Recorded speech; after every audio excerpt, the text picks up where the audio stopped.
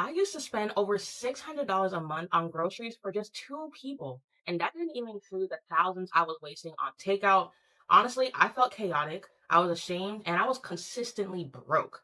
But I learned how to drop that grocery bill down to $150 a month and lost over 80 pounds while doing that. And even right now, during the holidays, when food costs are at their highest, my budget is sitting comfortably around $200 a month. The best part is I'm still eating high protein, hormone balancing meals every single day. So, if you are a high achieving woman who feels like she's crushing it at her job, but she's slowly crumbling in the kitchen, I need you to listen a little closely. This isn't just about saving a few dollars here and there. This is about how structure creates stability and stability builds confidence. I'm going to show you exactly how to stop the financial bleeding, stabilize your metabolism, and build a food system that works for your life. So let's just get into it. So, I want to be completely honest with you about my story. Before I even built structure in my life, I viewed food as convenience, just swiping my card when it felt easier because honestly, I hated cooking.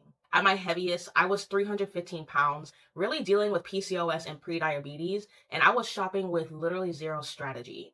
I'd go to Whole Foods or Trader Joe's buying whatever looked healthy or honestly aesthetic, but by Wednesday, I'd be stressed, tired, and just running out of food. That lack of preparation didn't just make me gain a bunch of weight, but also really drained my bank account, and honestly, it kind of messed up my life. I tell myself I worked so hard, I really deserve this, but that wasn't really a reward. I was successful professionally, but my habits were inconsistent and shameful. I needed to figure out how to eat for my health on a budget and pretty fast. In just 6 months, I didn't just drop the weight. I slashed that $600 budget down to $150. So today, I am going to walk you through the exact system I used to do it. We're going to cover the strategy, the portioning, the shopping, literally the mindset shift that you need to make this stick for life. Now, most people think saving money means buying in bulk and then eating bland chicken and rice for the next 30 days, but that is not realistic, and frankly, that's quite depressing. My meal prep strategy is built on what I like to call my kitchen audit. So I don't just walk into the store and ask,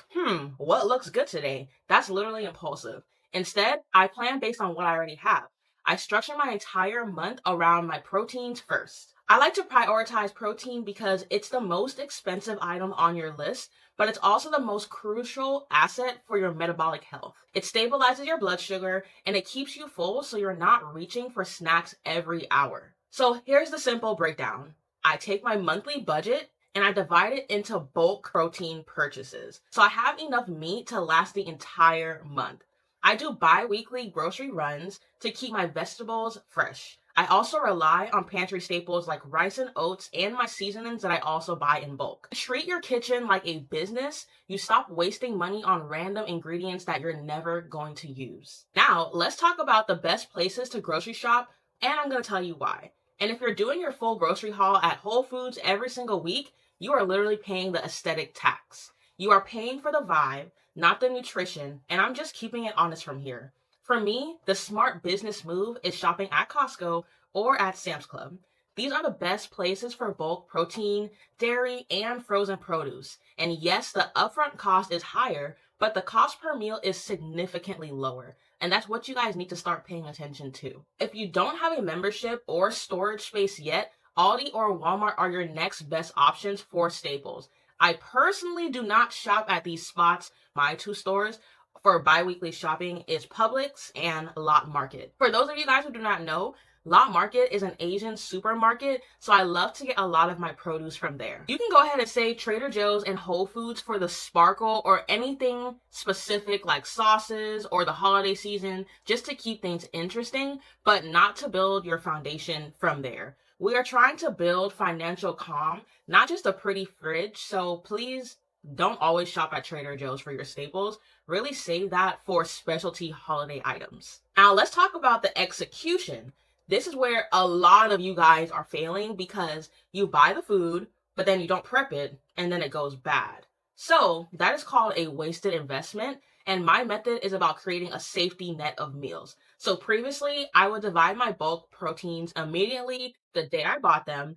I would usually break it down into about 10 bags. Since I cook for myself and my husband, Each bag really contains about 6 meals, which was good for 3 days of food for 2 people. So, for example, we would do 4 bags of chicken, 3 bags of ground beef, and then 3 bags of ground turkey. And this really ensures that we have enough protein ready to go for the entire month. Currently, I bulk prep instead of portioning the ingredients in the freezer, and I prepare them and weigh them out daily as needed. I cook every 3 days most of the time still. This is my sweet spot. It really ensures that the food tastes fresh, but not chained to the stove every other night. I call this your meal prep frequency. I often juggle between prepping once a week and twice a week, really depending on my schedule and my goals. So if you're someone who is tracking macros or prefer more variety, prepping twice a week is going to be perfect for you. Now, if you want some flexibility, you can go ahead and prep once a week for Sunday through Thursday,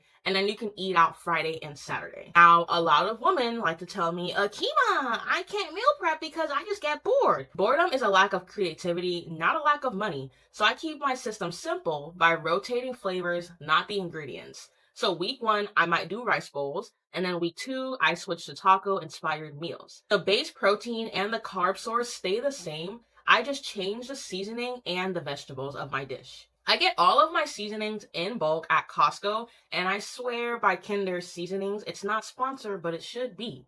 But by keeping the base consistent, you really stabilize your grocery bill, and then by switching the flavors, you keep your palate happy. It's a standard operating procedure that allows your flexibility without a chaotic schedule. Now, if you've tried this before and you are somebody that has failed, you've probably made one of these 3 mistakes. Mistake number 1 is the overbuy. You buy everything that looks good, hoping that you'll eat healthy, but then when life gets stressful, you order takeout and that spinach rots in the drawer. That is spoiled capital. Mistake number 2 is the emotional decision. You want to wait until you are stupid hungry and then you decide to eat. Emotional eating doesn't just happen at night. It happens when you're rushing, like at work. You pay the delivery fee, the service fee, the tip, and that is your stress tax that you are paying because you really did not have a plan or you just refuse to make one. And mistake number 3 is you are not measuring your food. Look, if you want to lose the weight, you literally have to track. If you are eyeballing your portions, you are likely overeating, which is going to spike your insulin, and you are running out of food before the month even ends. Use a food scale. I'll link the ones that I use below, but it ensures that your protein goals are being met and your inventory is lasting exactly as long as you planned. Honestly, the biggest takeaway I want you to have is to really realize that you suck at meal prep because you do not have a meal prep system. You are capable, you're ambitious. You just need to manage your budget like how you manage your team and your projects at work. So again, you are fully capable of managing your time and your schedule. When you stop winging it and trying to figure it out and start leading yourself with a repeatable system, the weight is going to drop, the bank account is going to grow, and the shame is going to disappear. Literally, if you are tired of the inconsistency, if you are done feeling overwhelmed by something as simple as what you eat for dinner, and you are ready to build a custom meal prep strategy that will support you in your busy career and your metabolic health, I really want to help you. I work one-on-one with ambitious professionals to help them build structure, regulate their emotions, and master their nutrition using meal prep.